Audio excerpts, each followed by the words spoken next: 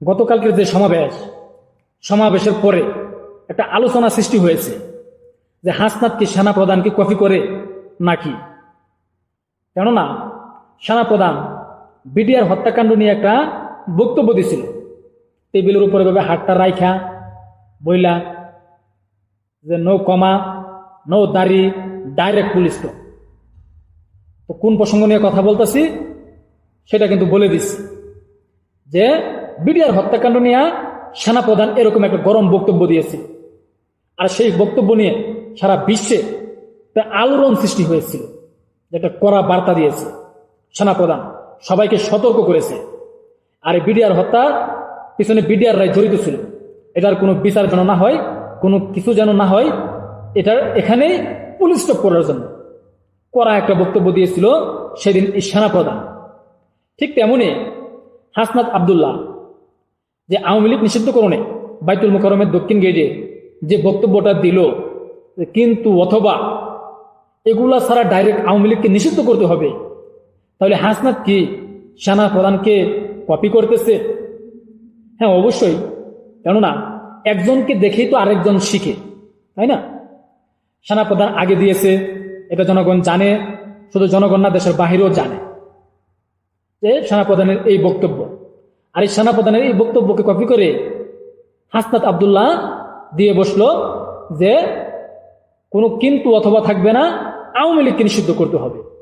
কিন্তু আপনারা যে কতজন জনগণ নিয়ে আওয়ামী লীগকে নিষিদ্ধকরণের দাবিতে নেমেছেন, এই জনগণ দিয়ে আওয়ামী লীগ নিষিদ্ধ হবে না। কারণ এখানে দেখা গেছে কিছু বাড়া করা লোকও দেখছেন না, যখন কালের কণ্ঠ সাংবাদিক গেছে তা আপনারা কিসের জন্য আসছেন, খালেদা জিয়ারে চাই, খালেদা জিয়ারে ফিরে আনার জন্য, হাসান ভাই জানে।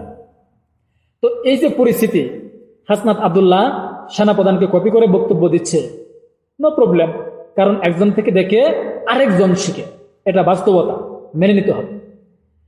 এখন প্রসঙ্গ হচ্ছে আওয়ামী লীগকে নিষিদ্ধকরণে এই হাসনাত আব্দুল্লাহ যে পুলিশ স্টপ চাচ্ছে না, কমা চাচ্ছে না, কিন্তু চাচ্ছে না অথবা চাচ্ছে না,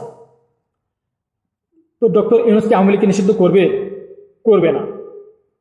কেননা ডক্টর ইউনূস পূর্বের একটা ভিডিওতে বলেছে, মানে আল জাজিরার সংবাদ সম্মেলনে, মানে একটা সাক্ষাৎকারে, যে আওয়ামী লীগ নির্বাচন করবে কিনা এটা তাদের সিদ্ধান্ত। তো আপনারা কেন ডক্টর ইউনূসের উপরে এভাবে প্রেসার ক্রিয়েট করতেছে? জনগণ আপনাদের সাথে নাই, এবং কোনো রাজনৈতিক দলকে নিষিদ্ধ করার জন্য বিএনপিও আপনাদের সাথে নাই, তাহলে আপনারা কি আওয়ামী লীগ নিষিদ্ধ করতে পারবেন? পারবেন না। আর হাসনাত আব্দুল্লাহ এরকম বক্তব্য বিভিন্ন সময় দিয়ে থাকে। তো এই যে কপি পেস্ট করে যে বক্তব্যটা দিলেন সেনাপ্রধানের সেই বক্তব্যে আলোড়ন সৃষ্টি হয়েছিল দেশ বিদেশ। আর হাসনাত আব্দুল্লাহর কপি পেস্টের কারণে আলোচনা সৃষ্টি হয়েছে আমাদের বাংলাদেশ, যে হাসনাত আব্দুল্লাহ সেনাপ্রধানকে কপি করতেছে। কিভাবে সেটা কিন্তু বিস্তারিত আপনারা দেখতে পেয়েছেন সেই সমাবেশে বক্তব্যের সময়। তিনি ফেসবুক স্ট্যাটাসের মধ্যে বলেছিলেন, কিন্তু গতকাল যখন সমাবেশ হয়েছিল, সমাবেশেও তিনি গরম সুরে এই কথা বলে দিলেন যে আওয়ামী লীগকে নিষিদ্ধ করতেই হবে। হ্যাঁ, আওয়ামী লীগকে নিষিদ্ধ করতে হবে, এটা আপনারা অবশ্যই চাইবেন।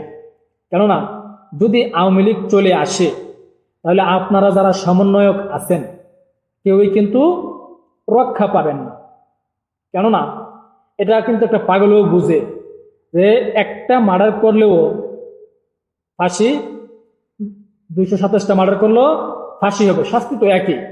তো শেখ হাসিনা যদি একাই 227টা করে, তাহলে বাকিরা কি করবে? তো চিন্তা করে দেখেন কি হতে পারে। আর এই কারণে আপনারা জান প্রাণ দিয়ে চেষ্টা করতেছেন আওয়ামী লীগকে নিষিদ্ধ করতে, যে কোনো পর্যায়ে আওয়ামী লীগ দলটাকে ব্যান করে দিতে হবে, আওয়ামী লীগকে নিশ্চিহ্ন করে দিতে হবে। কেননা যদি আওয়ামী লীগ পুনর্বাসিত হয় ভুল ক্রমেও, তাহলে শেখ হাসিনা একলাই যদি 227 জন করে, তাহলে বাকিরা কি করবে বুঝতেই পারছেন। এই এনসিপির যারা আছে তারা কিন্তু কেউই থাকবে না।